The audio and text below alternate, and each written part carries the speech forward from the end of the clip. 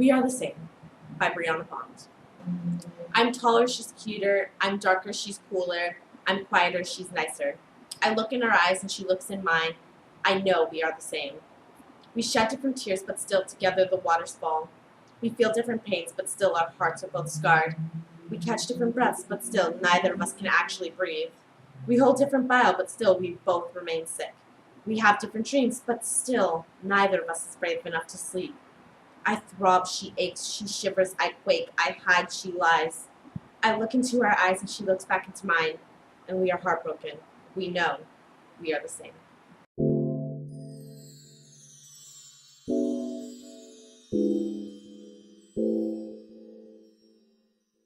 This was another piece I wrote my junior year of high school. I wrote it about this girl that at the time I hadn't been talking too much.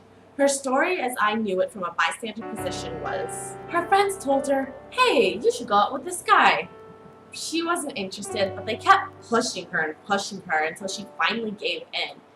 But she still wasn't into it and ended up ending the relationship. Unfortunately, the guy fell really hard and felt hurt when things didn't work out. And he wasn't like a nerd or a loser. He was a pretty popular kid, and he was just going around telling everyone she's a brat, she's a slut, giving her all those high school blacklist labels. These words spread across the school like wildfire. Now, I didn't know her well before all of this happened, so I couldn't tell you if this made her change her style of dress, if she became quieter, slower to trust, any of that. But from where I was, she still seemed to dress like the average teenage girl, alternating between short skirts, low-cut tops, and heels like all of us did. And she seemed comfortable talking in class whenever she needed to, definitely more so when the guy wasn't there. But it still felt like, to me, like this was all still putting her through a lot. Let me just say, I'm not saying any of this to judge either of these two people, but rather to show what I was seeing when I wrote this piece. But like I said, I didn't think she was as okay in this situation as she wanted to come across. I was right, but it felt like it was just a guess. And this was the first time I was seeing someone that seemed like they were in a rough spot, but I didn't have confirmation of the fact.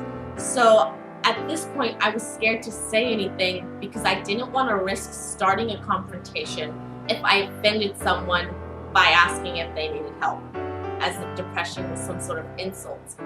Why? Maybe I felt like I was questioning that person's basic capabilities as a human, telling them they're not perfect, I don't know. But I didn't confront her about it. In fact, I didn't find out that she was having these issues for sure until I showed this piece to a mutual friend of ours, and he was like, "Yeah, you got it." The piece compares the two of us and how we come off to others. She was cooler, she had a lot more friends, she talked more, she went to parties, stuff like that. And because she talked more, she had to lie more, tell people she was okay when she wasn't. I didn't have those problems. See, I didn't have a lot of people who asked, so I could just kind of hide away and no one would come looking. But while we have so many differences, even in the sources of our pains, we still shared that same low.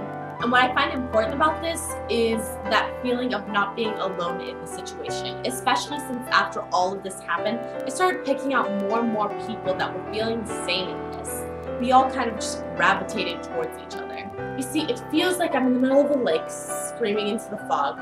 My screams echoed right back to me.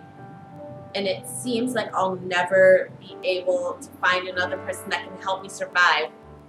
But in reality, I'm in the middle of the ocean. But I'm surrounded by thousands of others screaming in the fog with me. And if we could just get together and scream in one harmonious voice, we will be okay.